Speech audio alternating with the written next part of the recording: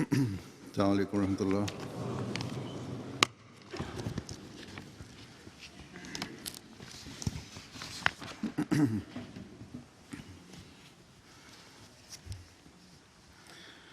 أشهد أن لا إله إلا الله وحده لا شريك له وأشهد أن محمدًا عبده ورسوله أما بعد فأعوذ بالله من الشيطان الرجيم بسم الله الرحمن الرحيم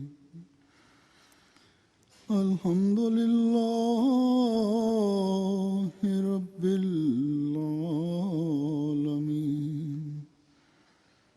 الرحمن الرحيم مالك يوم الدين إياك نعبد وإياك نستعين اهدنا الصراط المستقيم صراط الذين أنعمت عليهم غير المغضوب عليهم ولا الضالين۔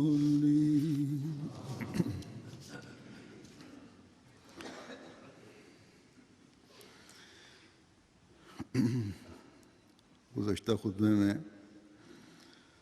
حضرت خلیفۃ المسیح ثانی کے خطبات سے استفادہ کرتے ہوئے عملی اصلاح کی روک کے 2 اسباب بتائے تھے۔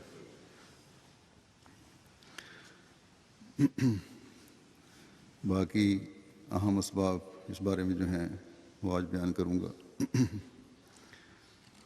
عملی اصلاح میں روک کا تیسرا سبب ہے فوری یا قریب کے معاملات کو مد نظر رکھنا، جبکہ عقیدے کے معاملات دور کے معاملات ہیں۔ ایسے معاملات ہیں جن کا تعلق زیادہ تر بعد کی زندگی سے ہے، جسے عاجل کہتے ہیں۔ جیسا کہ میں نے بتایا کہ عملی حالت کے معاملات فوری نوعیت کے ہوتے ہیں، یا بظاہر انسان سمجھ رہا ہوتا ہے کہ یہ ایسی باتیں ہیں جن کا عقیدے سے کوئی تعلق نہیں ہے۔ اگر میں کوئی غلط کام کر لوں تو اس سے خدا تعالیٰ کی وحدانیت کا عقیدہ جو ہے وہ تو متاثر نہیں ہوتا۔ مثلاً سونار ہے، وہ سمجھتا ہے کہ میں سونے میں کھوٹ ملا لوں تو اس سے میرے ایک خدا کو ماننے کے عقیدے پہ کوئی حرف نہیں آتا، لیکن میری کمائی زیادہ ہو جائے گی، جلد یا زیادہ رقم حاصل کرنے والا میں بن جاؤں گا۔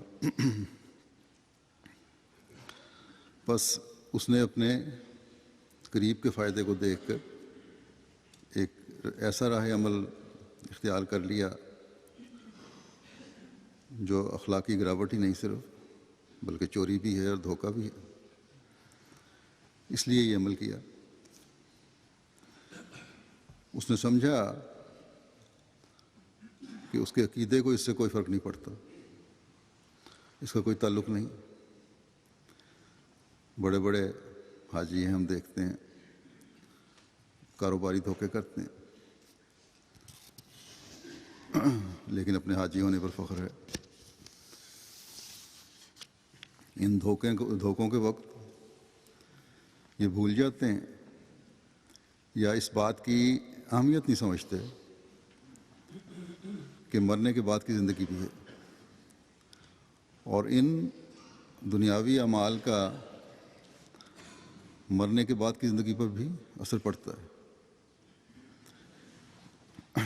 اسی طرح نبی کی دی ہوئی تعلیم پر عمل فائدہ مند ہے یا نجات کس کو ملے گی، ایسے سوال عام طور پر انسانوں کو دور کے سوال نظر آتے ہیں۔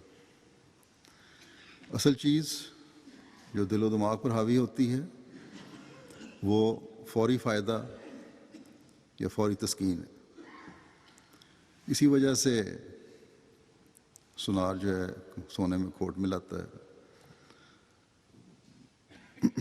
چاندی کو وزن میں کم کر دیتا ہے، دکاندار ہے جنس میں ملاوٹ کر دیتا ہے، کارخانے دار ہے نمونہ کسی چیز کا دکھا کر آرڈر وصول کرتا ہے، اور ترسیل جو ہے وہ کم معیار کی چیز کی کرتا ہے۔ خاص طور پر تیسری دنیا کے ممالک میں یہ چیز عام ہے۔ بس عمل کی اصلاح کے راستے میں دنیاوی ضروریات حائل ہو جاتی ہیں، اور دھوکہ، جھوٹ اور فریب کے فوری فوائد دور کے نقصان کو دل اور دماغ سے نکال دیتے ہیں۔ حضرت مسلم موعود نے بعض مثالیں بھی دی ہیں۔ مثلا غیبت ایک بہت بڑا گناہ ہے۔ کسی کا افسر اپنے ماتحت کو تکلیفیں دیتا ہے، ظلم و ستم کرتا ہے، لیکن ماتحت اپنے افسر کے خلاف کچھ نہیں کر سکتا۔ اتفاقاً اس افسر سے بھی بڑے افسر سے ملاقات ہو جاتی ہے اس ماتحت کی، اور وہ بڑا افسر اس افسر کے خلاف کچھ کہتا ہے۔ یہ شخص جس کو اپنے افسر سے تکلیفیں پہنچ رہی ہوتی ہیں خوش ہو جاتا ہے کہ جس موقع کی مجھے تلاش تھی وہ مجھے مل گیا آج، اور اس چھوٹے افسر کے خلاف جس نے اسے تنگ کیا ہوتا ہے ایسی باتیں کرتا ہے اور اس کے ایسے عیوب بیان کرتا ہے کہ بڑا افسر اس چھوٹے افسر پر اور زیادہ ناراض ہو، اور جھوٹ سچ جو کچھ ہو سکتا ہے بیان کر دیتا ہے تاکہ اپنا بدلہ لے سکے۔ اور اس وقت یہ خیال آتا ہے اسے کہ آج اگر میں غیبت نہ کروں تو میری جان اور مال کا خطرہ دور نہیں ہوگا، اور وہ بے دھڑک اس وجہ سے غیبت کا ارتکاب کر دیتا ہے اور اس دنیا کا فائدہ اٹھا لیتا ہے۔ بس دنیاوی فوائد کے لیے انسان بدیوں کا ارتکاب کر لیتا ہے۔ چوتھا سبب عملی اصلاح کی کمزوری کا یہ ہے کہ عمل کا تعلق عادت سے ہے، اور عادت کی وجہ سے کمزوریاں پیدا ہو جاتی ہیں، اور خصوصاً ایسے وقت میں جب مذہب کے ساتھ حکومت نہ ہو، یعنی حکومت کے قوانین کی وجہ سے بعض عملی اصلاحیں ہو جاتی ہیں، لیکن بدقسمتی سے اسلام میں جن باتوں کو اخلاقی گراوٹیں کہا جاتا ہے اور اس کی اصلاح کی طرف اسلام توجہ دلاتا ہے، اسلامی ممالک میں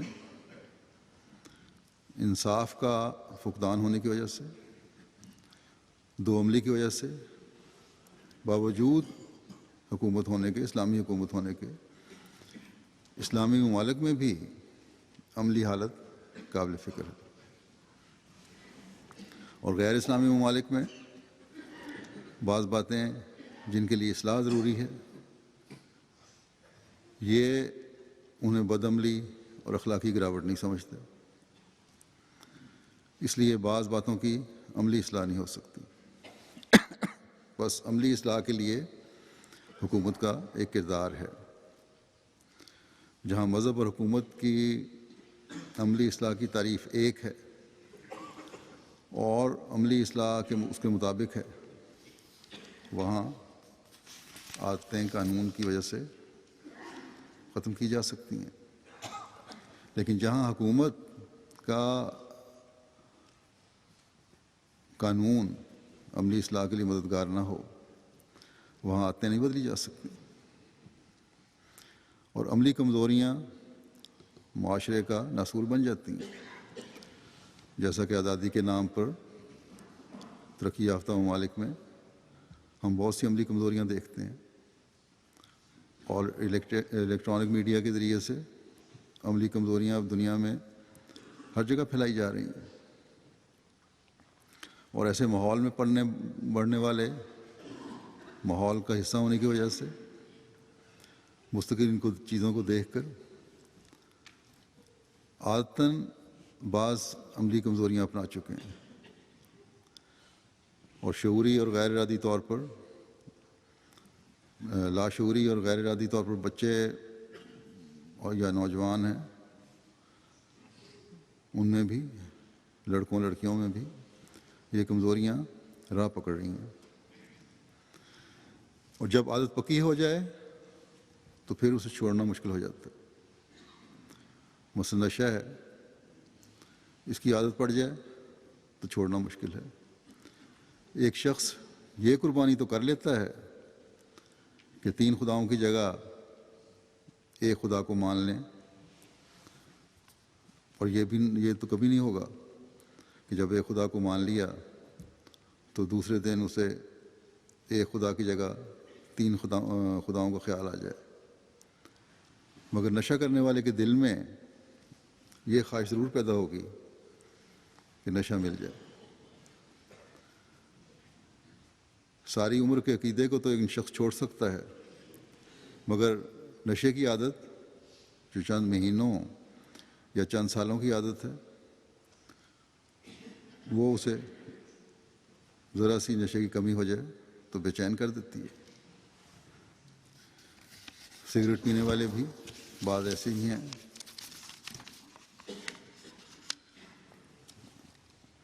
جو جماعت میں داخل ہوئے، اپنے خاندانوں کو چھوڑ کر، اپنے بہن بھائیوں کو چھوڑ کر، اپنے ماں باپ کو چھوڑ کر، اپنے بیوی بچوں کو چھوڑ کر قربانی دی اور انہوں نے احمدی ہو گئے۔ لیکن اگر سگریٹ چھوڑنے کا ہو تو 100 بہانے تلاش کریں گے۔ کسی کا پیٹ پھول جاتا ہے، کسی کو نیند نہیں آتی نشہ نہ کرنے سے، کسی کی سوچنے سمجھنے کی صلاحیتیں اس کے خیال میں ختم ہو جاتی ہیں، اور اس کے لیے وہ پھر بے چین رہتے ہیں۔ اسی طرح یہ صرف ان کے لیے نہیں جو احمدیت میں داخل ہوئے ہیں، ہر ایک شخص بہت نیک کام کر رہے ہوتے ہیں اور بڑی قربانی کر کے کر رہے ہوتے ہیں، لیکن چھوٹی سی عادت نہیں چھوڑ سکتے۔ حضرت مسلم موعود رضی اللہ عنہ نے لکھا ہے ایک واقعہ کہ ہمارے ایک تایا تھے جو دہریہ تھے اور بے دین تھے۔ حضرت مسیح موعود علیہ السلام کے پاس جب دوست آتے تھے، ایسے دوست جن کو حقے کی عادت تھی، تو وہاں تو حقہ ملتا نہیں تھا، لیکن یہ تایا جو تھے ان کے ہاں حقہ ہر وقت چلتا رہتا تھا، اور بھی نشے کی عادت تھی ان کو، تو وہاں یہ حقہ پینے والے چلے جایا کرتے تھے، اور حقے کی نشے کی وجہ سے ان کی فضول اور بیہودہ باتیں سننے پر مجبور ہوتے تھے۔ ان تایا سے ایک دفعہ حضرت خلیفۃ مسیح اول نے پوچھا کہ کبھی آپ نے نماز ہی پڑھی ہے؟ ان کی دینی حالت کا یہ حال تھا، تو کہنے لگے کہ بچپن سے ہی میری طبیعت ایسی ہے کہ جب میں کسی کو سر نیچے کیے دیکھتا ہوں تو مجھے ہنسی آنی شروع ہو جاتی ہے۔ مراد یہ تھی کہ جب میں سجدے میں دیکھتا ہوں، نماز پڑھتے دیکھتا ہوں، تو اس وقت سے میں مذاق اڑایا کرتا تھا۔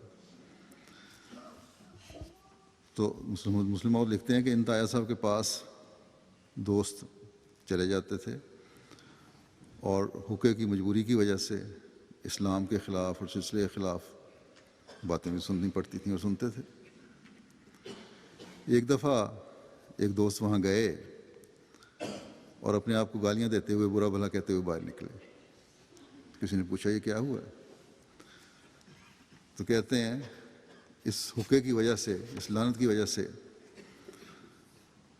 میرے نفس نے مجھے ایسی باتیں سننے پر مجبور کیا ہے جو عام حالات میں برداشت نہیں کر سکتا. تو عادتیں بعض دفعہ بہت ذلیل کروا دیتی ہیں انسان کو. بعض لوگوں کو جھوٹ بولنے کی عادت ہوتی ہے. لاکھ سمجھاؤ، نگرانی کرو، مگر جھوٹ بولنے سے باز نہیں آتے. ان کی اصلاح مشکل ہوتی ہے. یہ نہیں کہ ہو نہیں سکتی، اگر اصلاح نہ ہو سکے تو ان کے سمجھانے کا ضرورت کیا ہے. خود بات میں مستقل سمجھایا جاتا ہے، نصیحتیں کی جاتی ہیں. سمجھائے جانے کا حکم ہے خدا تعالیٰ کا. اگر ایمان کی کچھ بھی رمق ہے تو نصیحت بہرحال فائدہ دیتی ہے. اللہ تعالیٰ نے یہی فرمایا کہ مومنوں کو نصیحت کرو، ان کے لیے فائدہ مند ہے.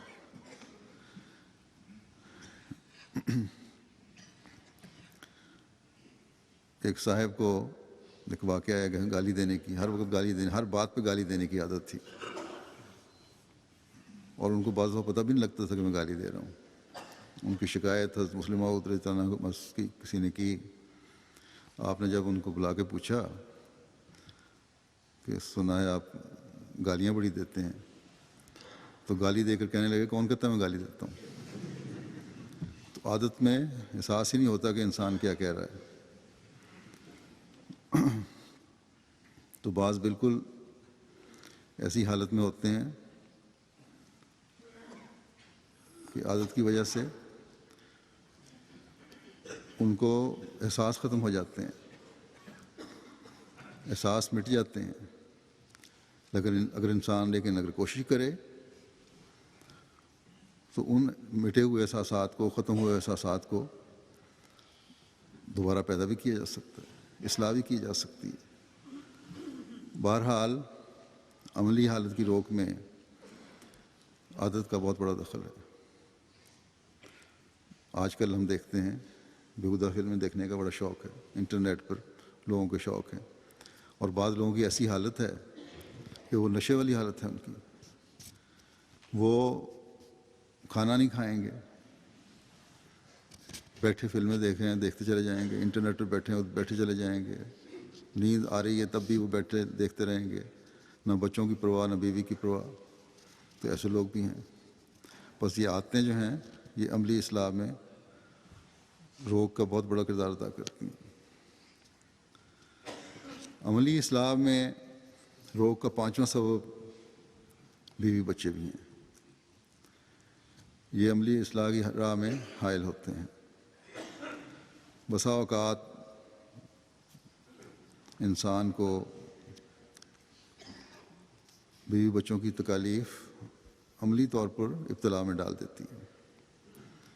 مثلا اسلام کی یہ تعلیم ہے کہ کسی کا مال نہیں کھانا. اب اگر کسی کے پاس کوئی رقم بطور امانت رکھوائی ہو، لیکن اس کا کوئی گواہ نہ ہو، کوئی ثبوت نہ ہو، تو جس کے پاس امانت رکھوائی گئی ہے وہ بعض دفعہ اپنے بیوی بچوں کی ضروریات کی وجہ سے اس کی نیت میں کھوٹ آ جاتا ہے، نیت بد ہو جاتی ہے. اسے خیال آتا ہے کہ میری بیوی نے کچھ رقم کا مطالبہ مجھ سے کیا تھا اور اس وقت میرے پاس رقم نہیں تھی، میں نے پورا نہیں کیا مطالبہ. یا میرے بچے نے فلاں چیز کے لیے مجھ سے رقم مانگی تھی اور میں اسے دے نہ سکا تھا. اب موقع ہے یہ رقم مار کر میں اپنے بیوی یا بچے کے مطالبے کو پورا کر سکتا ہوں. یا بچے کی بیماری کی وجہ سے علاج کے لیے رقم کی ضرورت ہے، رقم نہیں ہے. اس امانت سے فائدہ اٹھا کر اور یہ رقم خرچ کر کے میں ان کے اس کی علاج کروا لوں، بعد میں دیکھا جائے گا کہ رقم دینی ہے یا نہیں دینی، یا کسی اور مقصد کے لیے جو بھی بچوں سے متعلقہ مقصد ہے، کسی دوسرے کی رقم غصب کر لیتا ہے انسان. تو یہ امانت کے متعلق اسلامی تعلیم کے خلاف ہے کہ جب امانت رکھوائی جائے تو تم نے بہرحال واپس کرنی ہے، چاہے اس کے گواہ ہیں یا نہیں ہیں، کوئی ثبوت ہے یا نہیں ہے. بعض دفعہ بعض لوگ اپنے بچوں کے فوائد کے لیے، ان کے لیے جائیداد بنانے کے لیے نابالغ یتیموں کا حق مار لیتے ہیں یا کچھ حد تک انہیں نقصان پہنچا دیتے ہیں. پھر صرف مالی معاملات کی بات نہیں ہے، یہی صرف مسئلے نہیں ہیں. بعض ماں باپ اس آزاد اور ترقی پسند معاشرے میں خاص طور پر، اور یہ عموماً یہ بات کرتے ہیں لیکن غریب ممالک میں بھی یہ چیزیں سامنے آ جاتی ہیں کہ لاڈ پیار کی وجہ سے بچوں کو اسلامی تعلیم کی پابندی کروانے کی کوشش نہیں کی جاتی. یہ باتیں جو میں کر رہا ہوں یہ میں افسوس سے کہوں گا کہ ہمارے احمدی معاشرے میں نظر آ جاتی ہیں، سامنے آتی رہتی ہیں وقتاً فوقتاً. کسی نے کسی کی امانت کھا لی، کسی نے کسی کو اور کسی قسم کا مالی دھوکہ دے دیا، کسی نے یتیم کا مال پورا حق ادا کرنے کا حق ادا نہیں کیا. قضاء میں بعض ایسے معاملات آتے ہیں یا شکایات آتی ہیں. کوئی امیر ممالک میں رہنے والا اپنی بیٹی کی شادی پاکستان میں کرتا ہے اور داماد کو پہلے دن ہی کہہ دیتا ہے کہ میں نے اپنی بچی بڑے لاڈ پیار سے پالی ہے اور اس کو ہر قسم کی آزادی ہے، اس پر کسی قسم کی پابندی نہ لگانا. اور بیٹی کا دماغ باپ کی شے پر عرش پر پہنچا ہوتا ہے، خاوند کو کوئی چیز نہیں سمجھتی. حالانکہ اسلامی تعلیم ہے کہ بیوی خاوند کے حقوق ادا کرے اور اپنے گھر کی ذمہ داریاں نبھائے، یہ اس کے فرائض میں داخل ہے. کبھی لڑکے پاکستان سے لڑکیاں بیاہ کر لاتے ہیں اور لڑکی کو ظلم کی چکی میں پیستے چلے جاتے ہیں، اور لڑکے کے ماں باپ کہتے ہیں کہ لڑکی سب کچھ برداشت کرے، مرد تو ایسے ہی ہوتے ہیں. یہ بچوں کا لاڈ جہاں ماں باپ کی عملی حالت کو برباد کر رہا ہوتا ہے، وہاں گھروں کو بھی برباد کر رہا ہوتا ہے. بس بیوی بچوں کی وجہ سے عملی اصلاح کی میں روگ کی بے شمار مثالیں ہیں. کئی اعمال ایسے ہیں جو انسان کی کمزوری ظاہر کر رہے ہوتے ہیں، کیونکہ بیوی بچوں کے لاڈ یا ضروریات ان کے آڑے آ جاتی ہیں. ان کی محبت اس کو نیک عمل سے روک لیتا ہے. جھوٹی گواہیاں بچوں کے حق میں بچوں کے لاڈ کی وجہ سے دی جاتی ہیں. غریب ممالک میں یا تیسری دنیا کے ممالک میں تو بیماری عام ہے کہ افسران رشوت لیتے ہیں. صرف اپنے لیے نہیں لیتے بلکہ بچوں کے لیے جائیدادیں بنانے کے لیے، بچوں کے لیے جائیدادیں بنا کر چھوڑ جانے کے لیے رشوت لیتے ہیں، یا انہیں تعلیم دلوانے کے لیے مہنگے اسکولوں میں پڑھانے کے لیے رشوت لی جاتی ہے. بس انسانی اعمال کی درستی میں جذبات اور جذبات کو ابھارنے والے رشتے روک بن کر کھڑے ہو جاتے ہیں، اور ان کی درستی اس صورت میں ممکن ہے جب خدا تعالیٰ کی محبت ایسے مقام پر پہنچ جائے کہ اس محبت کی شدت کے مقابلے میں بیوی بچوں کی محبت اور ان کے لیے پیدا ہونے والے جذبات معمولی حیثیت اختیار کر لیں، اور انسان اس کے اثرات سے بالکل آزاد ہو جائے۔ اگر یہ نہیں تو عملی اصلاح بہت مشکل ہے۔ چھٹا سبب عملی اصلاح میں روک کا یہ ہے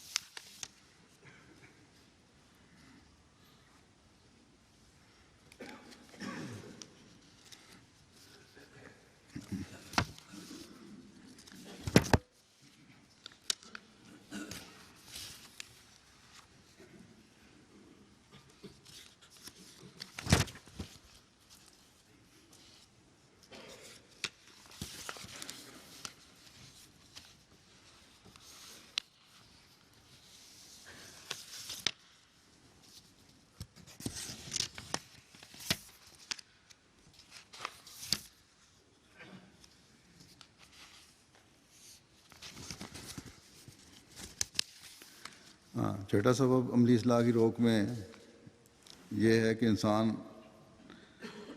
اپنی مستقل نگرانی نہیں رکھتا، یعنی عمل کا خیال ہر وقت رکھنا پڑتا ہے، تبھی عملی اصلاح ہو سکتی ہے۔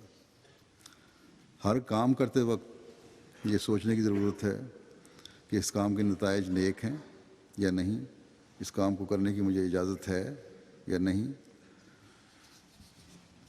میں حضرت مسیح موعود علیہ السلام کی اس بات پر عمل کر رہا ہوں یا نہیں کہ 700 حکموں پر، قرآن کریم کے 700 حکم ہیں، ان پر عمل کرو، کہیں میں ان سے دور تو نہیں جا رہا۔ مثلاً دیانت سے کام کرنا ایک اہم حکم ہے، ایک دکاندار کو بھی حکم ہے، ایک کام کرنے والے مزدور کو بھی حکم ہے، اور اپنے دائرے میں ہر ایک کو یہ حکم ہے کہ دیانتدار بنو۔ ایک دکاندار ہے، اس کے سامنے دیانت سے چلنے کا حکم کئی بار آتا ہے۔ ایک انجان گاہک آتا ہے تو اسے وہ یا کم معیار کی چیز دیتا ہے یا قیمت زیادہ وصول کرتا ہے یا اس مقررہ قیمت پر کم وزن کی چیز دیتا ہے۔ یہ بیماری، جیسے کہ پہلے ہی میں نے کہا، جن ملکوں میں تو کم ہے لیکن غریب ممالک میں بہت زیادہ ہے۔ بس ہر گاہک کو چیز دیتے ہوئے کوئی تو یہ سوچتا ہے کہ اس گاہک کی کم علمی کی وجہ سے میں فائدہ اٹھاؤں۔ کوئی کہتا ہے کہ اگر میں وزن میں اتنی کمی ہر گاہک کے سودے میں کروں تو شام تک میں اتنا بچا لوں گا۔ بعض دفعہ گاہک کی سخت ضرورت اور مجبوری دیکھ کر اصل منافع سے کئی گنا زیادہ منافع کما لیا جاتا ہے۔ یہ تو ویسے بھی تجارت کے جو اخلاق ہیں ان کے خلاف ہے، لیکن اسلام تو اس کو سختی سے منع کرتا ہے۔ منافع کے ضمن میں یہ بھی کہوں گا کہ حضرت مسلم موعود رضی اللہ عنہ نے ربوہ جو وعد ہوا ہے تو وہاں کے دکانداروں کو یہ نصیحت کی تھی کہ تم منافع کم لو تو تمہارے پاس گاہک زیادہ آئیں گے۔ لیکن میرے پاس بعض شکایات ایسی آ رہی ہیں یا آتی رہتی ہیں کہ ربوہ میں دکاندار اتنا منافع کمانے لگ گئے ہیں کہ لوگ چنوٹ جا کر سودا خریدنے لگ گئے ہیں، یعنی اپنوں کے بجائے غیروں کے پاس احمدیوں کا روپیہ جانے لگ گیا، اور اس کے ذمہ دار روا کے احمدی دکاندار ہیں۔ بس اس لحاظ سے بھی ہمارے احمدی دکاندار سوچیں اور اپنی اصلاح کی کوشش کریں۔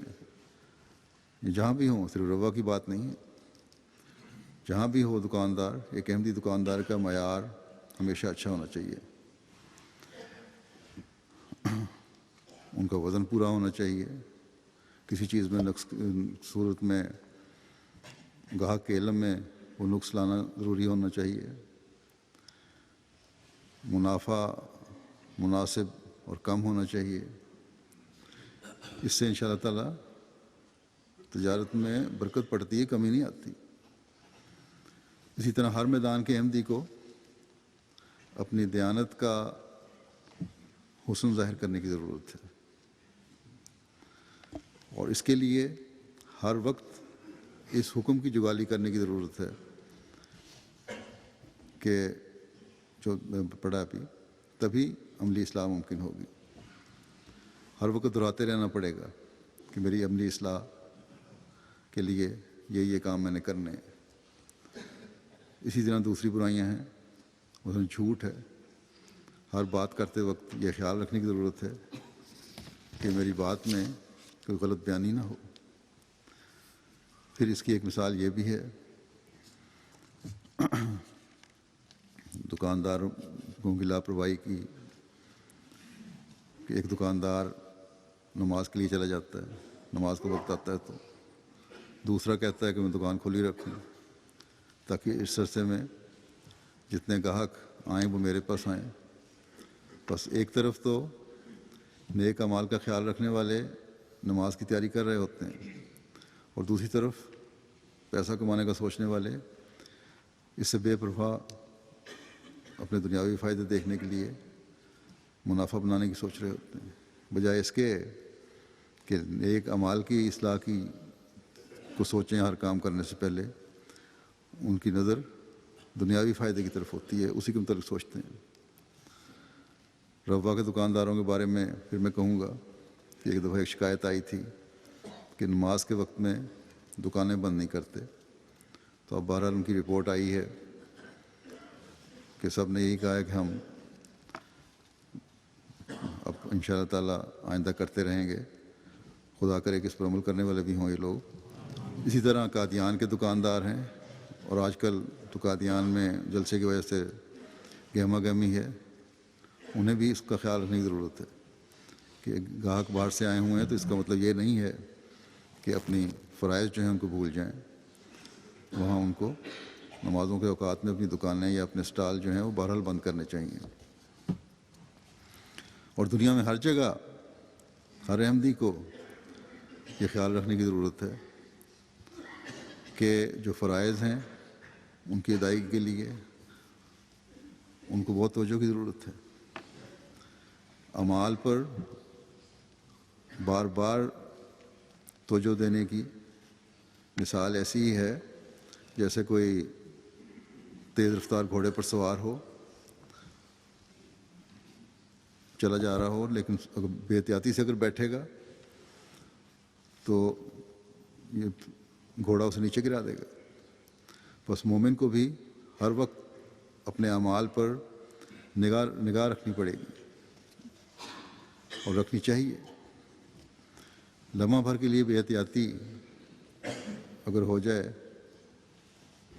تو اپنے مومن کا جو معیار ہے اس سے وہ گر جائے گا، اور اس اعمال کی اصلاح بھی نہیں ہوگی۔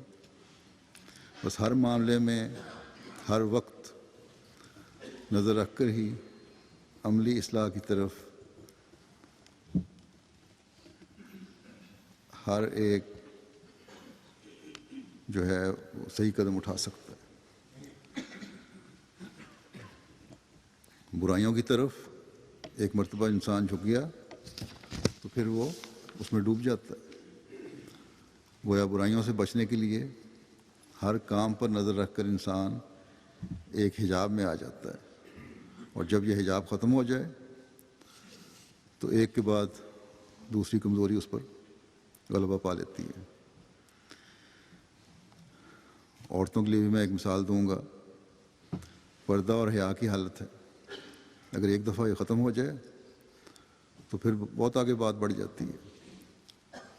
آسٹریلیا میں مجھے پتہ چلا کہ بعض بڑی عمر کی عورتوں نے جو پاکستان سے نئی گئی تھیں آسٹریلیا میں اپنے بچوں کے پاس، تو اپنی بچیوں کو یہ دیکھ کر کہ پردہ نہیں کرتی، انہیں پردے کا کہا کہ کم از کم حیادار لباس پہنو، اسکارف لو۔ تو ان کی لڑکیوں نے یہ کہا، ایسی جو ہیں بعض جو پردہ نہ کرنے والی ہیں، کہ یہاں پردہ کرنا بہت بڑا جرم ہے، اور آپ بھی چھوڑ دیں۔ اور مجبوراً وہ عورتوں نے بھی جو پردہ کہنے والی تھیں، اس خوف کی وجہ سے کہ جرم ہے، خود بھی پردہ چھوڑ دیا، جن کو ساری عمر پردے کی عادت تھی۔ حالانکہ حقیقت یہ ہے کہ وہاں کوئی ایسا قانون نہیں ہے، نہ جرم ہے، کوئی پابندی نہیں ہے، اور نہ ہی کوئی توجہ دیتا ہے اس طرف۔ صرف فیشن کی خاطر چند نوجوان عورتوں اور بچیوں نے پردے چھوڑ دیے ہیں۔ ایک شادی ہو کر وہاں پاکستان سے آنے والی بچی نے مجھے لکھا کہ مجھے بھی زبردستی پردہ چھڑا دیا گیا تھا، یا ماحول کی وجہ سے میں بھی کچھ اس دام میں آ گئی اور پردہ چھوڑ دیا۔ تو جب اب میں وہاں دورے پہ گیا ہوں جلسے میں، اس نے لکھا کہ آپ نے جو تقریر کی عورتوں میں اور پردے کے بارے میں کہا، تو اس وقت میں نے برقع پہنا ہوا تھا، تو اس وقت سے میں نے برقع پہن ہی رکھا ہے، اور اب میں اس پر قائم ہوں، اور کوشش بھی کر رہی ہوں اور دعا بھی کر رہی ہوں کہ اس پر قائم رہوں۔ اس نے دعا کے لیے بھی لکھا۔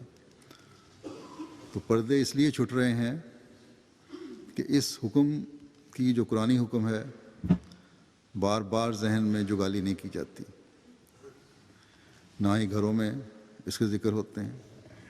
بس عملی اصلاح کے لیے بار بار ذکر ہونا، برائی کا ذکر ہونا اور نیکی کا ذکر ہونا ضروری ہے۔ ساتواں سبب اعمال میں اصلاح میں روک کا یہ ہے کہ انسانی تعلقات اور رویے جو ہیں وہ حاوی ہو جاتے ہیں، اور خشیت اللہ میں کمی آ جاتی ہے۔ بسا اوقات لالچ، دوستانہ تعلقات، رشتہ داری، لڑائی، بغض اور کینے ان اعمال کے اچھے حصوں کو ظاہر نہیں ہونے دیتے۔ مثلا انسان، امانت کی جو مثال لی ہے دوبارہ دیتا ہوں، کہ امانت کو اس نقطۂ نظر سے نہیں دیکھتا کہ خدا تعالیٰ نے اس کا حکم دیا ہوا ہے، بلکہ اس نقطۂ نگاہ سے دیکھتا ہے کہ اس خاص موقع پر امانت کی وجہ سے اس کے دوستوں یا دشمنوں پر کیا اثر پڑتا ہے۔ اسی طرح وہ سچ کو اس نقطہ سے نہیں دیکھتا کہ سچ بولنے کا خدا تعالیٰ نے حکم دیا ہے، بلکہ اس نقطۂ نگاہ سے دیکھتا ہے کہ آیا اسے یا اس کے دوستوں، عزیزوں کو اس سچ بولنے سے کوئی نقصان تو نہیں پہنچے گا۔ ایک انسان دوسرے انسان کے خلاف گواہی اس لیے دے دیتا ہے کہ فلاں وقت میں اس نے مجھے نقصان پہنچایا تھا، بس آج مجھے موقع ملا ہے کہ میں بھی بدلہ لے لوں اور اس کے خلاف گواہی دے دوں۔ بس اعمال میں کمزوری اس وجہ سے ہوتی ہے کہ خشیت اللہ کا خانہ خالی ہو جاتا ہے۔ بس اللہ تعالیٰ کا خوف رکھتے ہوئے خدا تعالیٰ کے اس حکم کو سامنے رکھنا چاہیے کہ اپنے خلاف یا اپنے پیاروں اور والدین کے خلاف بھی تمہیں گواہی دینی پڑے تو دو، اور سچائی کو ہمیشہ مقدم رکھو۔ آٹھواں سبب عملی اصلاح میں روک کا یہ ہے کہ عمل کی اصلاح اس وقت تک بہت مشکل ہے جب تک خاندان کی اصلاح نہ ہو۔ مثلا دیانتداری اس وقت تک مکمل نہیں ہو سکتی یا اس کا معیار قائم نہیں رہ سکتا جب تک بیوی بچے بھی پورا تعاون نہیں کرتے۔ اگر گھر کا سربراہ کتنا ہی حلال مال کمانے والا ہو، لیکن اگر اس کی بیوی کسی ذریعے سے بھی ہمسایوں کو لوٹتی ہے یا کسی اور ذریعے سے کسی کو نقصان پہنچاتی ہے، مال غصب کرنے کی کوشش کرتی ہے، یا اس کا بیٹا رشوت کا مال گھر میں لاتا ہے، تو اس گھر کی روزی حلال نہیں بن سکتی، خاص طور پر ان گھروں میں جہاں سب گھر والے اکٹھے رہتے ہیں، جوائنٹ فیملی سسٹم ہے اور اکٹھے گھر چل رہے ہوتے ہیں ان کے۔ اسی طرح دوسرے اعمال ہیں، جب تک سب گھر والوں کے اعمال میں ایک ہو کر بہتری کی کوشش نہیں ہوگی، کسی نہ کسی وقت ایک دوسرے کو متاثر کر دیں گے۔ بیوی نیک ہے اور خامد رزق کے حلال نہیں کماتا تو تب بھی گھر متاثر ہوگا۔ نمازوں کی طرف اگر باپ کی توجہ ہے لیکن اپنے بچوں کو توجہ نہیں دلاتا، یا باپ کہتا ہے لیکن ماں توجہ نہیں کر رہی، یا ماں توجہ دلا رہی ہے اور باپ بے نمازی ہے، تو بچے اس کی نقل کریں گے۔ گزشتہ خطبے میں میں نے یہ مثالیں دی تھیں۔ اللہ تعالیٰ نے قرآن کریم میں فرمایا ہے قُوا انفسکم واہلیکم نارا، کہ نہ صرف اپنے آپ کو آگ سے بچاؤ بلکہ اپنے اہل و عیال کو بھی جہنم کی آگ سے بچاؤ۔ تمہارا صرف اپنے آپ کو دوزخ کی آگ سے بچانا کافی نہیں ہے بلکہ دوسروں کو بھی بچانا فرض ہے۔ اگر دوسروں کو نہیں بچاؤ گے تو وہ تمہیں ایک دن لے ڈوبیں گے۔ بس اعمال کی اصلاح کے لیے پورے گھر کی اصلاح کی ضرورت ہے، اور اس کے لیے سب کو کوشش کرنی چاہیے۔ گھر کے سربراہ کا اس میں سب سے اہم کردار ہے۔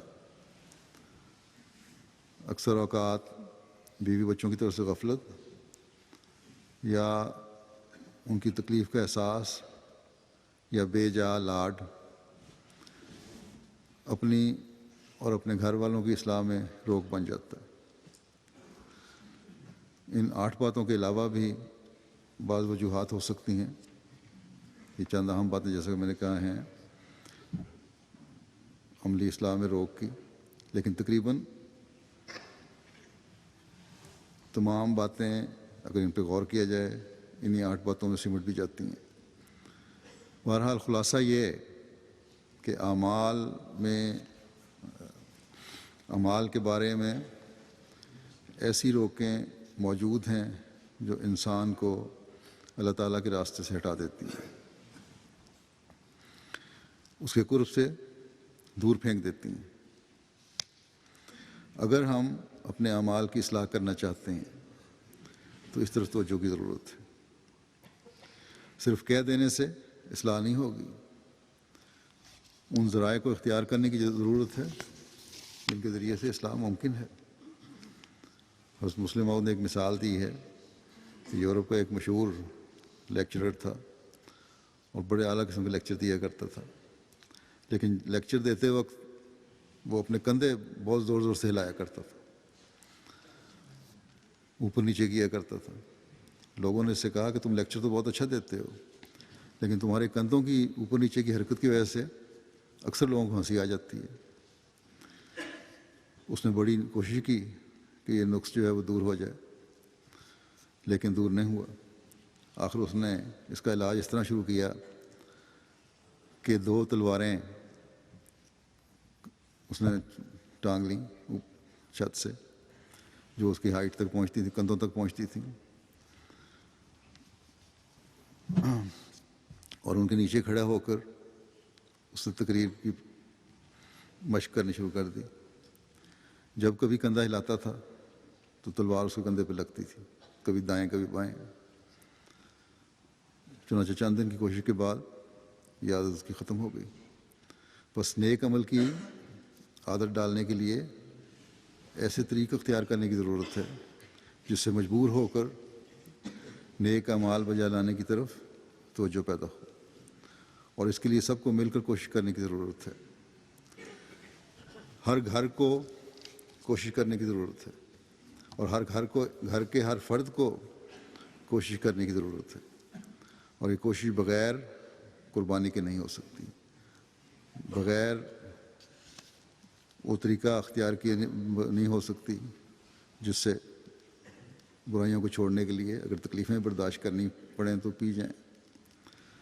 ہر فرد جماعت کو جائزے کی ضرورت ہے، قربانی کی ضرورت ہے، پختہ عہد کی ضرورت ہے، ورنہ ہم اپنے مقصد میں کامیاب نہیں ہو سکتے۔ وہ بہت بڑا مقصد جس کے لیے حضرت مسیح موعود علیہ الصلوۃ والسلام مبعوث ہوئے تھے کہ ہمارے عقیدے اور اعمال دونوں کی اصلاح ایسے اعلیٰ معیار پر کریں کہ جس پر کوئی انگلی نہ اٹھا سکے۔ جیسا کہ میں پہلے خطبہ میں کہہ چکا ہوں، بے شک ہم نے عقیدے کے میدان میں عظیم الشان فتح حاصل کر لی، یہاں تک کہ وہی عقائد جن کو جماعت کی طرف سے پیش کیا جاتا تھا تو دشمن کی طرف سے سختی سے انکار کیا جاتا تھا، لیکن آج بعض دشمن بھی ان باتوں کے قائل ہو رہے ہیں۔ ایسے بھی مسلمان ہیں جو یہ کہتے ہیں کہ حضرت عیسیٰ آسمان پر نہیں گئے یا انہوں نے نازل نہیں ہونا۔ یہ کہنے یا اس بات کے قائل ہونے کی کوئی بھی وجہ ہو، لیکن لاشعوری طور پر جماعت احمدیہ کا عقیدہ ان کے منہ بند کر کے ان کو اس بات پر قائل کر رہا ہے۔ جہاد کے بارے میں اب بعض بڑے بڑے علماء نے یہ بیان دیے ہیں کہ اس وقت جہاد کے نام پر جو کچھ ہو رہا ہے یہ دہشت گردی ہے، اور آج کل جہاد جائز نہیں، اور اسلام اس کی اجازت نہیں دیتا۔ تو اس بارے میں جو چاہے وہ دلیل دیں، لیکن احمدیت کی تعلیم ہی انہیں متاثر کر رہی ہے۔ لیکن جب ہم دیکھتے ہیں عمل کو، تو عمل کے بارے میں ہماری کوتاہی ہے یا کمزوری ہے کہ وہ روح ہم میں پیدا نہیں ہوئی جس روح کے تحت ہم کام کر کے دنیا کو وہ نمونہ دکھلا سکیں جس کے بعد کوئی شخص ہماری جماعت کی برتری اور فوقیت تسلیم کرنے سے انکار نہ کرے۔ ابھی تک ہم اس تعلیم پر پورے طور پر عمل نہیں کر رہے جو عمل اصلاح کے متعلق اسلام نے پیش کیا، جو عمل کا طریق پیش کیا، بلکہ اکثر اوقات دوسروں کی چھوٹی چھوٹی باتوں کی نقل کر کے اس طرح مائل ہو جاتے ہیں، جیسا کہ میں نے بعض مثالیں بھی دی ہیں، اور غیروں سے اپنا لوہا منوانے کے بجائے نقال بن جاتے ہیں، ان کی نقلیں کرنی شروع کر دیتے ہیں۔ بعض جگہ عمل کے میدان میں ہمیں شرمندگی اٹھانی پڑتی ہے، بس ضرورت ہے کہ عمل کے میدان میں کامیابی حاصل کریں۔ ضرورت ہے کہ وہ پانی جس سے ہم نے اس زمانے میں فیض پایا ہے اسے بکھرا نہ دیں، ضائع نہ کر دیں، بلکہ ان نہروں میں سمیٹ لیں جو زمینوں کو سیراب کرنے میں اہم کردار ادا کرتی ہیں، نہ کہ اس پانی کی طرح جو ادھر ادھر بہہ جاتا ہے۔ ہمیں اپنی حد بندیاں مقرر کرنی ہوں گی، اپنی عملی اصلاح کے لیے اپنے آپ پر کچھ پابندیاں لگانی ہوں گی، تبھی ہم اپنے مقصد کو حاصل کر سکتے ہیں۔ ہم نے عقائد کی دیواروں کو مضبوط کرنے کے لیے بے شک قربانیاں دی ہیں، جان مال وقت کی قربانی دی ہے اور دے رہے ہیں، لیکن اعمال کی دیواروں کی طرف اتنی توجہ نہیں ہوئی جو ہونی چاہیے۔ حضرت مسلم موعود رضی اللہ عنہ نے اس بات کو بڑے عمدہ طریقے سے بیان فرمایا مختصر الفاظ میں کہ اب تک صرف 2 دیواریں عقائد والی ہیں، 2 دیواریں جو عمل والی ہیں وہ ابھی ہم نے نہیں بنائی۔ اس وجہ سے چور آتا ہے اور ہمارا مال اٹھا کر لے جاتا ہے، لیکن جب ہم قربانی کے نتیجے میں اپنی 4 دیواری کو مکمل کر لیں گے تو پھر چور داخل ہونے کے سارے راستے مسدود ہو جائیں گے۔ بس آج ہمیں عہد کرنے کی ضرورت ہے کہ ہم اپنی ذاتی خواہشات کی قربانی بھی کریں گے، اپنے بیوی بچوں کی خواہشات کی قربانی بھی کریں گے، اور ہر وہ قربانی کرنے کی بھرپور کوشش کریں گے جس سے ہماری عملی اصلاح کی دیواریں مضبوط سے مضبوط تر ہوتی چلی جائیں۔ نہ ہم غیروں سے اس تعلق میں پٹنے والے ہوں گے یا شرمندہ ہونے والے ہوں گے، نہ ہی ہمارے گھروں میں چور داخل ہو کر ہمیں نقصان پہنچا سکیں گے۔ اللہ تعالیٰ ہمیں اس کی توفیق عطا فرمائے۔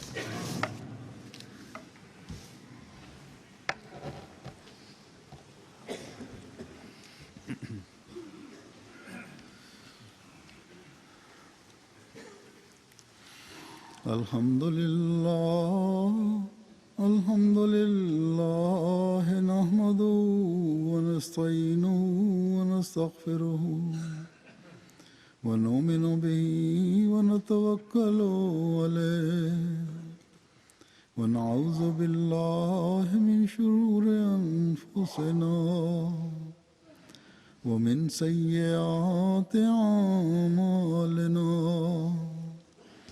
من يهده الله فلا مضل له ومن يضلل فلا هادي له ونشهد أن لا إله إلا الله ونشهد أن محمدا عبده ورسوله عباد الله رحمكم الله إن الله يأمر بالعدل والإحسان وإيتاء ذي القربى وينهى عن الفحشاء